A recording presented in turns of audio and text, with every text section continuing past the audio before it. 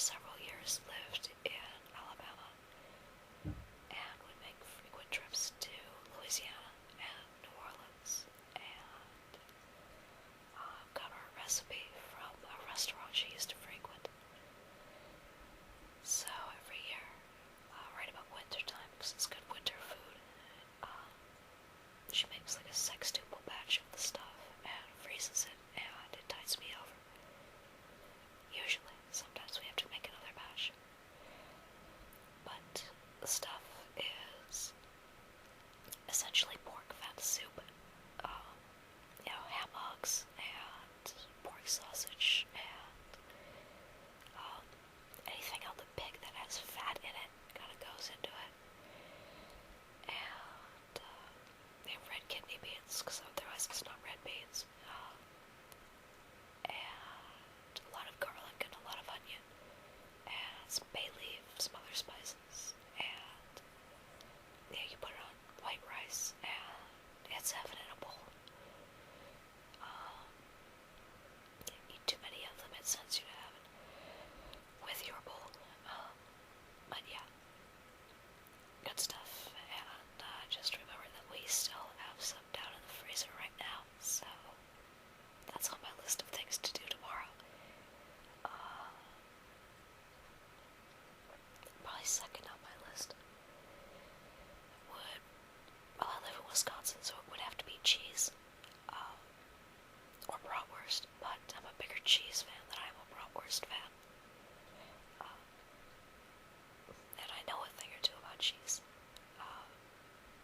compared to some people, but not all people. I can eat an entire block of sharp cheddar by myself if the mood strikes. But my favorite cheese would, and I don't get it very often because it's kind of expensive, is called a Blizzard Ridge Reserve, and pretty well reputed in foodie circles apparently. But it's a white cheese, as a sort of grassy,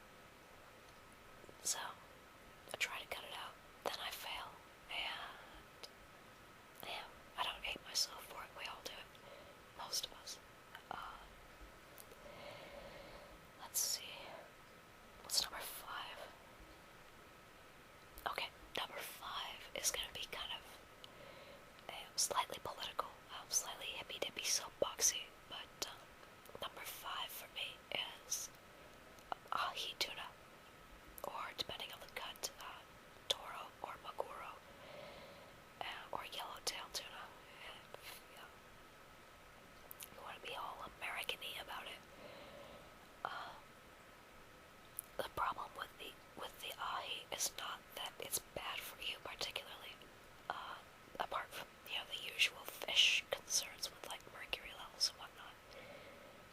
The problem is overfishing, and, it's sort of a worldwide problem with overfishing, with not just Audi, but just, fish populations in general.